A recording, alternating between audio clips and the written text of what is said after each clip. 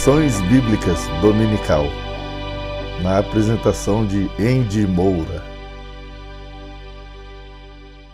Graça e paz a todos, estamos iniciando aqui no canal mais um podcast, Lições Bíblicas Dominical, Jesus, o Homem Perfeito, o Evangelho de Lucas, o Médico Amado.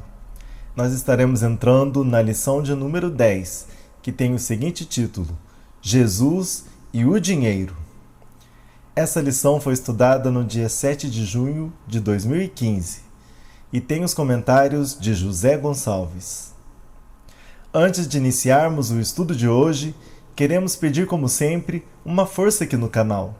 Você que tem sido abençoado a cada lição que nós temos aqui estudado da Palavra de Deus, que você possa colaborar com o canal para que possamos alcançar mais pessoas.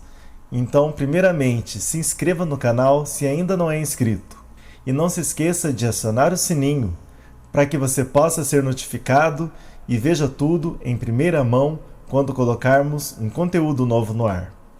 Não se esqueça de deixar o seu gostei, porque somente desta forma o YouTube vai entender que o nosso conteúdo é relevante e assim ele estará distribuindo com mais pessoas. E compartilhe o link desse vídeo com seus amigos e conhecidos nas suas redes sociais. Tendo feito isso, vamos iniciar o estudo de hoje. E o texto áureo diz assim: E vendo Jesus que ele ficara muito triste, disse: Quão dificilmente entrarão no reino de Deus os que têm riquezas. Lucas capítulo 18 e o versículo 24. Verdade prática. As Escrituras não condenam a aquisição honesta de riquezas, e sim o amor a elas dispensado. A leitura bíblica em classe se encontra no livro de Lucas, no capítulo 18, do versículo 18 até o 24, que diz: E perguntou-lhe um certo príncipe, dizendo: Bom mestre, que hei de fazer para herdar a vida eterna? Jesus lhe disse: Por que me chamas bom? Ninguém é bom, senão um, que é Deus. Sabes os mandamentos? Não adulterarás, não matarás, não furtarás, não dirás falso testemunho, honra a teu pai e a tua mãe. E disse ele: Todas essas coisas tenho observado desde a minha mocidade. E quando Jesus ouviu isso, disse-lhe: Ainda te falta uma coisa. Vende tudo quanto tens, reparte-o pelos pobres, e terás um tesouro no céu. Depois, vem e segue-me. Mas ouvindo ele isso, ficou muito triste, porque era muito rico.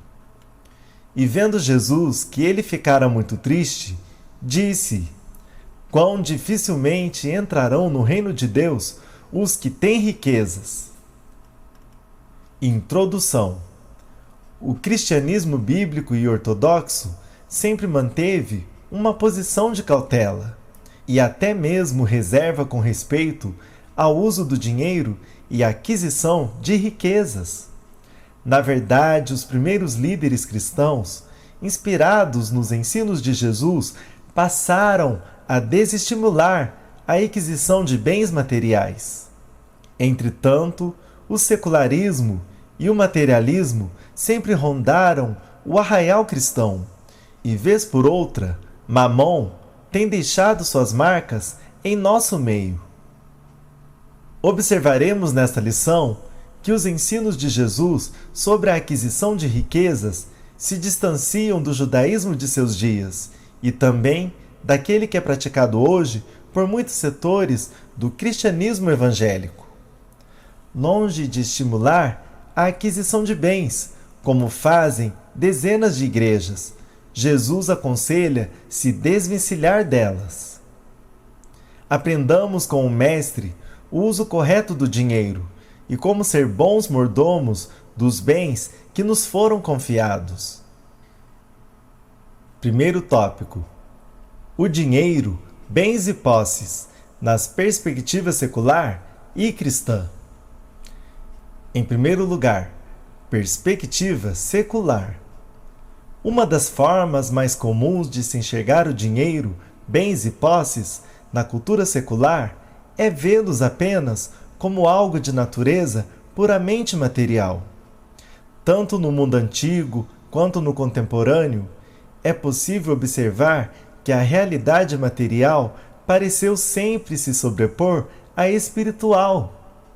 O material passa a dominar a vida das pessoas, e isso inclui dinheiro, bens e posses.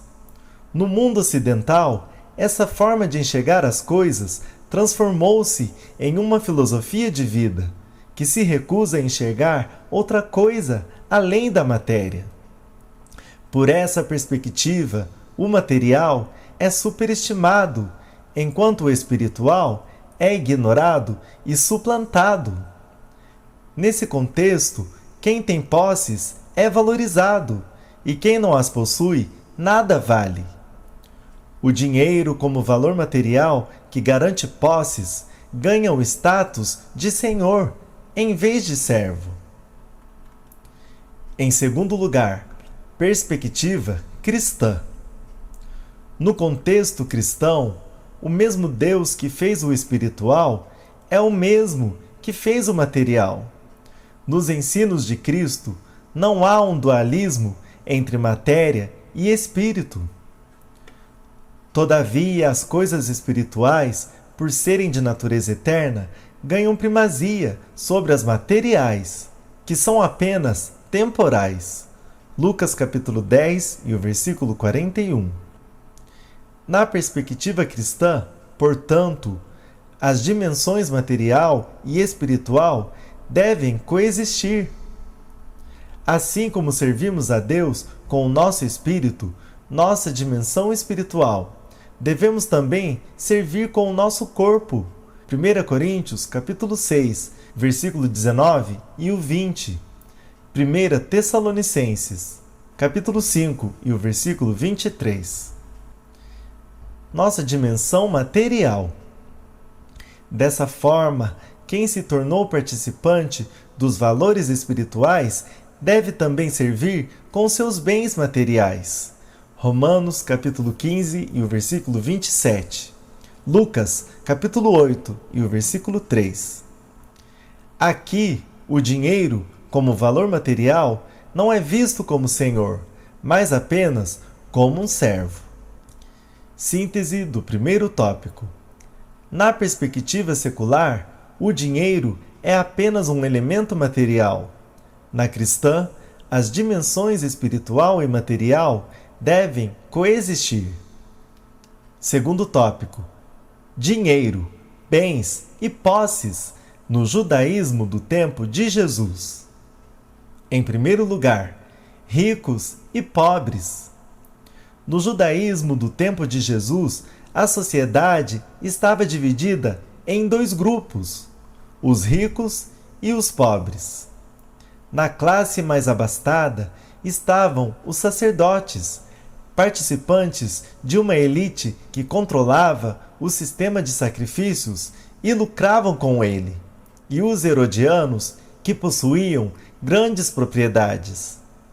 Um outro grupo era formado por membros da aristocracia judaica, que enriqueceu a custo de impostos de suas propriedades e ao seu comércio. O último grupo era formado por judeus comerciantes, que, embora não possuíssem herdades, participavam ativamente da vida econômica da nação. No extremo oposto dessa situação estavam os pobres. Estes eram o povo da terra. Lucas capítulo 21, do versículo 1 até o 4. Não possuíam nada e ainda eram oprimidos pelos ricos. Tiago capítulo 2 e o versículo 6. Em segundo lugar, generosidade e prosperidade. Na cultura judaica, nos dias de Jesus, a posse de bens materiais não era vista como um mal em si. O expositor bíblico, P.H. Davis observa que os exemplos de Abraão, Salomão e Jó serviam de inspiração àqueles que almejavam a prosperidade. A ideia era que os ricos prosperavam porque sobre eles estava o favor de Deus. Dessa forma, a prosperidade passou a ser associada à piedade. Para evitar a avareza e a ganância, a tradição rabínica estimulava os ricos a serem generosos e solidários com os pobres, que era a maioria na comunidade. Evidentemente que essa concepção estimulava apenas as ações exteriores, sem levar em conta as atitudes interiores. Lucas capítulo 21 e o versículo 4. Síntese do tópico 2. No judaísmo do tempo de Jesus, havia dois grupos sociais, os ricos e os pobres. A ideia era de que os ricos prosperavam porque tinham um favor de Deus. Terceiro tópico: dinheiro, bens e posses nos ensinos de Jesus. Em primeiro lugar, Jesus alertou sobre os perigos da riqueza. O ensino de Jesus sobre o uso das riquezas foi muito mais radical do que ensinava o judaísmo e a tradição rabínica dos seus dias. Jesus, ao contrário dos rabinos, não associou a piedade com a prosperidade. A riqueza de alguém nada dizia sobre a sua real condição espiritual. Para Jesus, o perigo das riquezas estava no fato de que elas poderiam até mesmo se transformar numa personificação do mal e reivindicar o culto para si. Por isso, advertiu: não podeis servir a Deus e às riquezas. Lucas capítulo 16 e o versículo 13. O vocábulo traduzido como riqueza nesse texto corresponde à palavra de origem aramaica mamonas, traduzida na Almeida Revista e corrigida como mamon. A riqueza pode se transformar em um ídolo ou Deus para aqueles que a possuem. Nesse aspecto, as riquezas tornam-se um obstáculo no caminho daquele que serve a Deus. Lucas capítulo 8 e o versículo 14. Em segundo lugar, Jesus ensinou a confiança em Deus. Embora Jesus tenha mostrado que as riquezas podem até mesmo se tornar uma personificação do mal, ele não as demonizou. No entanto, na perspectiva lucana, Jesus desencoraja a aquisição de riquezas.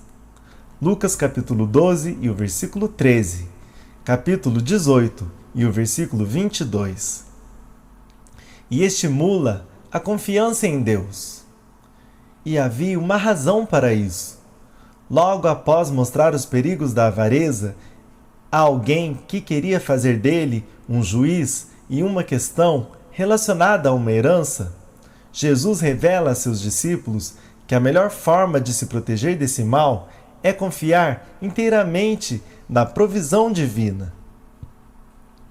Lucas capítulo 12, do versículo 13 até o 34.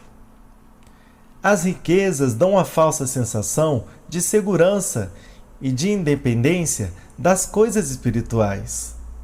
Daí, sua recomendação para não se confiar nelas. Lucas capítulo 12, versículo 33 e o 34. Síntese do tópico 3. Jesus ensinou sobre o dinheiro e alertou sobre o seu perigo. Por isso, os discípulos deviam colocar a sua confiança em Deus. Quarto tópico: dinheiro, bens e posses na mordomia cristã. Em primeiro lugar, avaliando a intenção do coração. Os léxicos definiam a avareza como um apego demasiado e sórdido ao dinheiro e mesquinhez. Vimos que, para evitar esse mal, a tradição rabínica estimulava as práticas filantrópicas e solidárias. O ensino de Jesus sobre o uso das riquezas vai muito além da simples doação de bens e ações filantrópicas. Ele não se limitava a avaliar apenas as ações exteriores, mas, sobretudo, voltava-se para as atitudes interiores. Dessa forma, valorizou as atitudes da mulher pecadora na casa de Simão, o leproso, e de Maria de Betânia, a irmã de Marta e de Lázaro. Lucas capítulo 7, do versículo 36 até o 50. Não era, portanto, apenas se desfazer dos bens, mas a atitude e intenção com que isso era feito. Lucas capítulo 11 e o versículo 41. Capítulo 21, do primeiro versículo até o 4. Não basta apenas ofertar ou dar o dízimo, mas a atitude com que se faz essas coisas. Não era apenas doar, mas doar-se. Em segundo lugar, entesourando no céu. Mordomo é alguém que administra os bens de outra pessoa. Os bens não lhe pertencem, mas ele pode usufruir deles, enquanto os administra para seu legítimo dono. Jesus contou a parábola do administrador, ou mordomo infiel. Para mostrar esse fato, Lucas capítulo 16, do versículo 1 até o 13. O entendimento entre os intérpretes da Bíblia é que essa parábola tem um fim escatológico. Assim como os filhos deste mundo são perspicazes e astutos no que diz respeito ao uso de suas riquezas, assim também os filhos do reino devem ser sábios na aplicação de seus bens.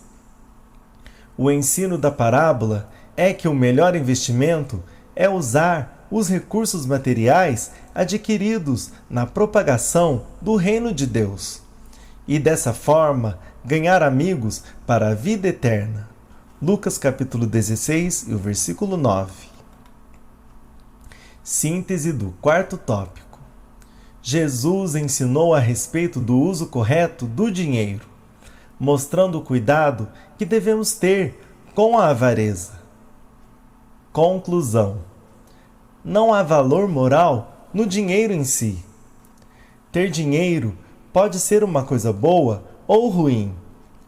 Isso vai depender do conjunto de valores daquele que o utiliza.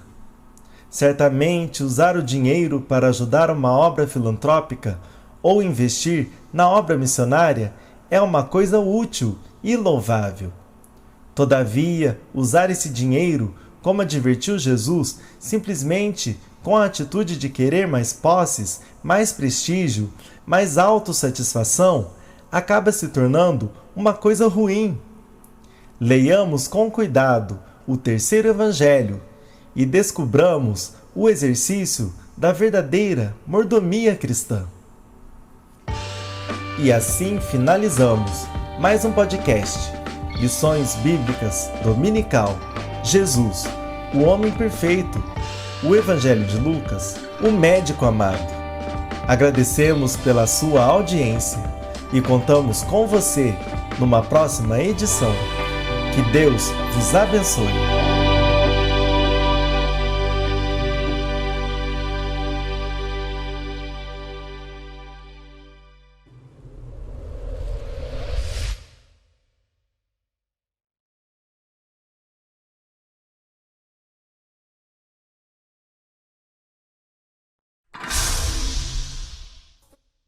Primeiramente, eu vos afirmo que se deve orar por toda a humanidade, em favor dos reis e de todos os governantes, a fim de termos uma vida tranquila e pacífica.